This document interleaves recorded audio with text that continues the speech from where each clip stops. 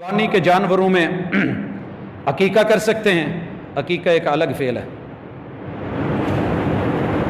ایک الگ عمل ہے، اور اس کا تعلق بچے کے پیدا ہونے کے 7ویں دن سے ہے.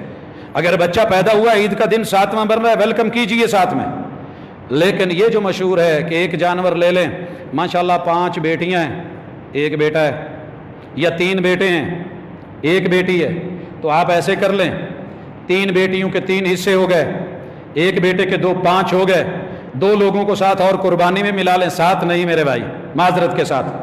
قربانی کے لیے ہیڈ، سر چاہیے. بیٹی کے لیے 1، بیٹے کے لیے 2، اور وہ بھی بڑے جانور میں سے نہیں. رسول اللہ علیہ وسلم کی سنت، آپ کے پاس بڑے جانور موجود تھے، اونٹ موجود تھے، مگر چھوٹے میں سے کیا اور ارادہ کیا کہ اونٹ ذبح کریں گے، فلاں کے عقیقے پہ نہر کریں گے. سیدنا فرمایا تمہارے نبی کی سنت یہ نہیں ہے، اس سے بھیڑ سے یا بکری میں سے کیجئے، اور ہم اسی کو جو ہے وہ